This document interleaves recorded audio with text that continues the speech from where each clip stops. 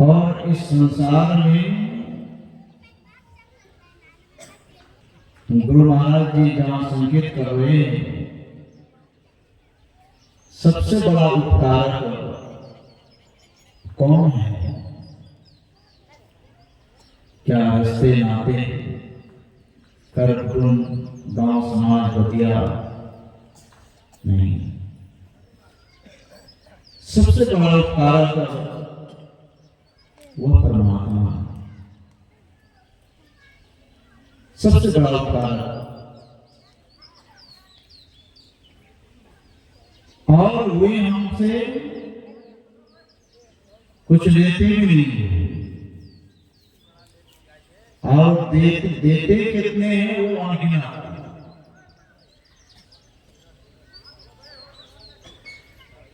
कितने बड़े उपकारक हम लोगों के लिए हैं।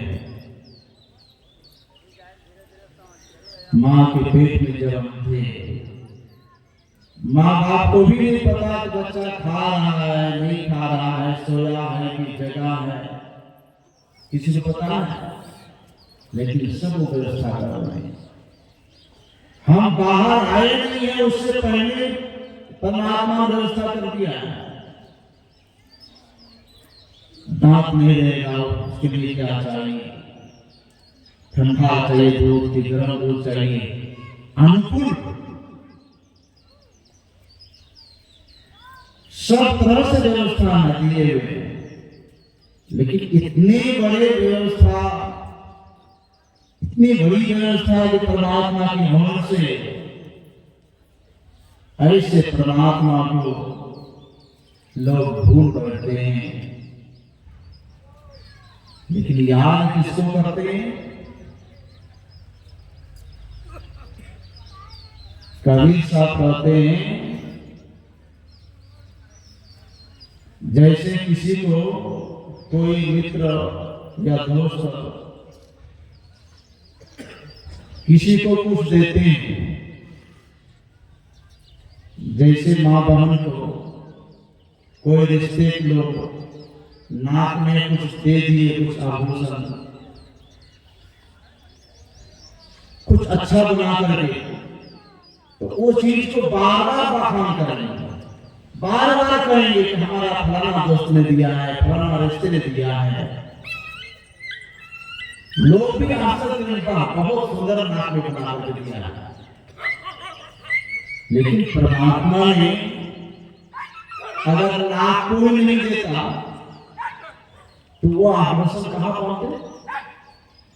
नाक नहीं देता तो क्या करते? कहां पहुंचते उससे?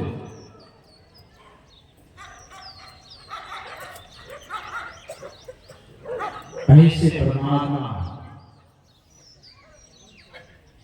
को जानने के लिए कैसे जानेंगे? एक प्रसंग गुरु महाराज जी और बात कहा करते थे, आपको गुरु महाराज जी के प्रवचन में पढ़े होंगे या सुने होंगे।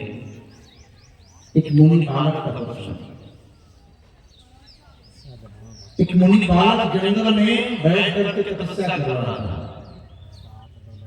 छोटे उम्र में जंगल चला गया था। एक राजा आ गया। राजा उस मुनि बालक को देख करके बहुत खुश हुए। देखा कितना सुंदर बच्चा है, मुनि का वेश बनाया है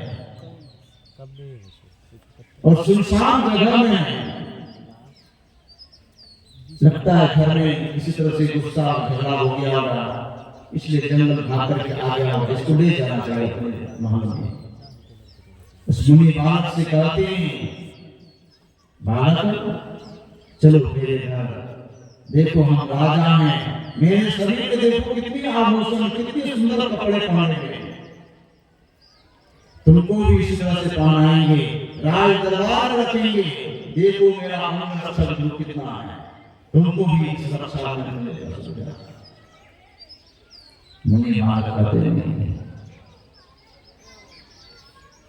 हम एक शर्त में जा सकते हैं।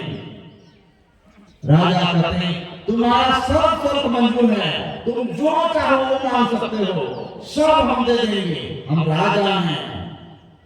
उसको नहीं पता कि ये मुनि बालक है, क्या मांगने जा रहे हैं।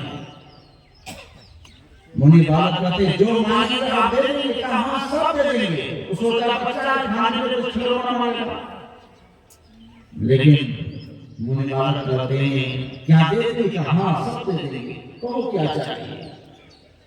मुनि बालक कहते हैं सबसे पहले तो आप ये दीजिए कि हम खाएं और आप नहीं खाएं। हम सुंदर सुंदर वस्त्र को पहने, आपको वस्त्र नहीं पहनना है। हम जब सो जाएं तो आपको स्वयं जब तक मेरा पाला करना है। तीनों में से आप क्या ये शर्त मंजूर है? धरती पर कोई राजा या कोई मालिक होगा जो कि स्वयं प्रजा को खिलाए, राजा नहीं खाए? ऐसा मालिक होगा? ऐसा मालिक नहीं मिलेगा। प्रजा को कपड़ा पहनाए और राजा नहीं पहने, प्रजा को सुनाए, राजा जब करके पहना करे, ऐसा धरती पर कोई राजा नहीं, कोई मालिक नहीं था। लेकिन वैसा मालिक है कौन? परमात्मा। इसलिए हमारे गुरु महाराज जी के गुरु बाबा देवी साहब हुए। बाबा देवी साहब कहते हैं हमारा मालिक सबके मालिक, सब में है और सबके न्यारा, ऐसा अद्भुत साईं मेरा परमात्मा। संत पलटू साहब भी कहते हैं पलटू सोए मगन में साहिब चौकीदार। हम तो मगन से सोते हैं, साहिब मेरा चौकीदार करता है।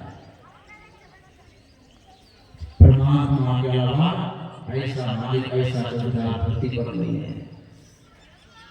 इतने बड़े उपकारक, इतनी तरह की सुविधा देने वाले उपकारक कि परमात्मा है। ऐसे परमात्मा को जो भूल करके, जो उसको याद नहीं करते, जो उसका स्मरण नहीं करते हैं, गुरु महाराज जी कहते हैं उसको आत्महत्या का पाप लगता है। आत्महत्या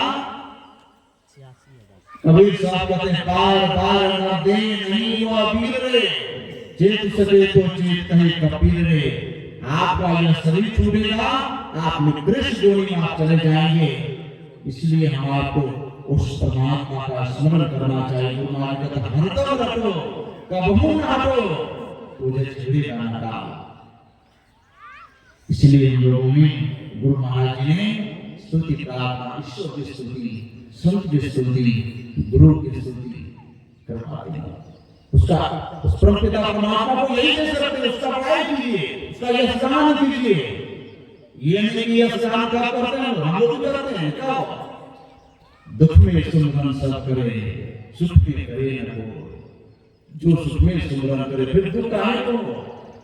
याद तो करते हैं, स्मरण तो करते हैं, कब? जब दुख आता है, जब विपत्ति आती है, उसमें करते हैं। संत महात्मा कहते हैं हर समय उसको याद करते रहिए, निश्चित हम आपका जीवन सफल होगा।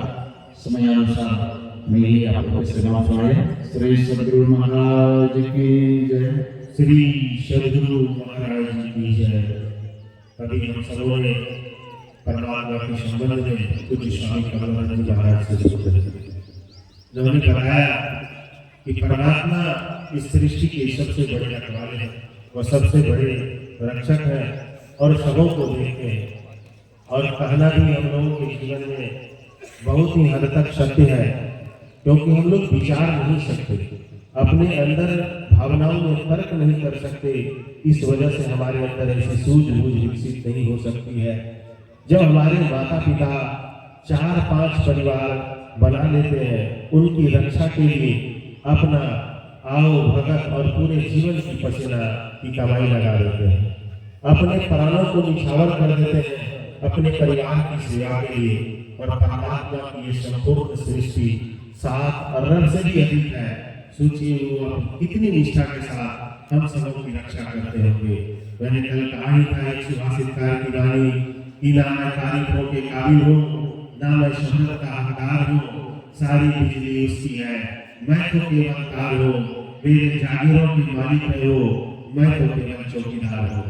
अगले आशीर्वचन कर्ता के रूप में हम सबों के बीच उपस्थित आचार्य श्री के परम सेवक रहे स्वामी गुरु प्रसाद बाबा उनके श्री चरणों में आ